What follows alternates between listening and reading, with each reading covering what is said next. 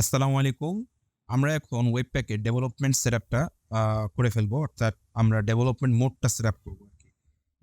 আমরা যখন প্রত্যেকবার কোডটাকে এডিট করি, সো আমি একটু টার্মিনালটা ক্লিয়ার করে নিলাম। আমরা যখন প্রত্যেকবার কোডকে এডিট করি, আমাদেরকে প্রত্যেকবার বিল্ড করতে হয়। বিল্ড করে সেইখান থেকে বিল্ড থেকে ফাইলটা রান করতে হয়, যেটা প্রত্যেকবারই একটা ঝামেলা। এটাকে ফিক্স করার জন্য ওয়েবপ্যাকে আমাকে ডেভেলপমেন্ট মোড সেটআপ করার জন্য বলল। সো আমি যেটা করলাম সেটা হচ্ছে webpack.config.js থেকে মোডটাকে ডেভেলপমেন্ট করে ফেললাম। ওকে, সো আমরা এখানে মোডটা ডেভেলপমেন্ট সেটআপ দিয়ে দিলাম, ব্যাস। এবং আমরা যেহেতু এখানে একাধিক এন্ট্রি ইউজ করছি, ঠিক এরকম অ্যাপ এবং সেকেন্ড, এই দুইটা এন্ট্রি অ্যাপ এবং সেকেন্ড। তো সেই ক্ষেত্রে আমরা এখানে যে ইউজিং সোর্স ম্যাপটা এটা পরে দেখবো। ওকে, ফাইন।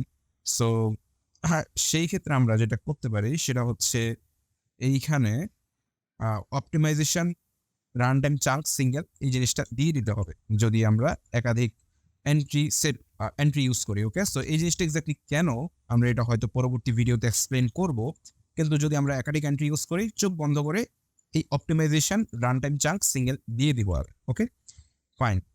সো ওয়েবপ্যাকে ডেভেলপমেন্ট সার্ভার সেট আপ করার জন্য আমাকে তিনটা অপশন দিচ্ছে। একটা হচ্ছে ওয়াচ মোড, একটা হচ্ছে ওয়েবপ্যাক ডেভ সার্ভার, আর একটা হচ্ছে ডেভ মিডলওয়্যার। ওয়াচ মোড এটা আমাকে অটো রিফ্রেশমেন্টের সুবিধা দিচ্ছে না। ডেভ সার্ভার আমাকে অটোমেটিক্যালি জেনারেট করছে বারবার, কোনো একটা ফাইল চেঞ্জ করার সাথে সাথে সে চেঞ্জটাকে ডিটেক্ট করে অটোমেটিক্যালি রিফ্রেশ করে আমাকে ব্রাউজারে রেজাল্টটা দেখাবে। আর ডেভ মিডলওয়্যারটা হচ্ছে ডেভ সার্ভারের মতোই, বাট এখানে আরো অনেক বেশি ম্যানুয়াল কন্ট্রোল দেওয়া যায়।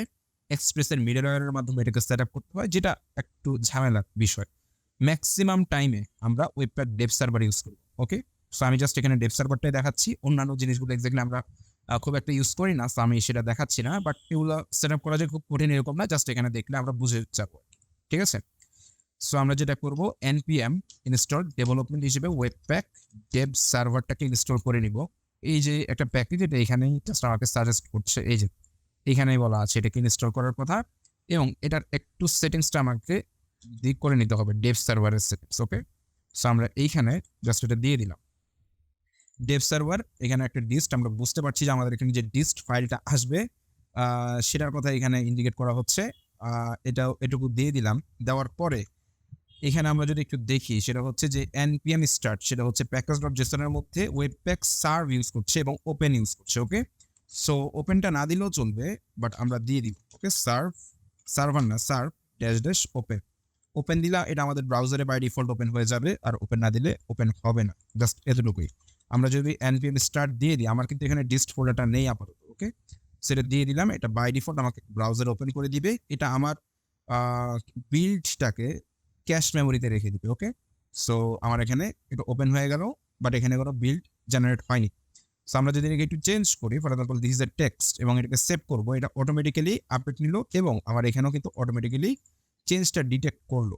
ওকে, সো এই হচ্ছে আমাদের development set up, development server set up, এতটুকুই। ওকে,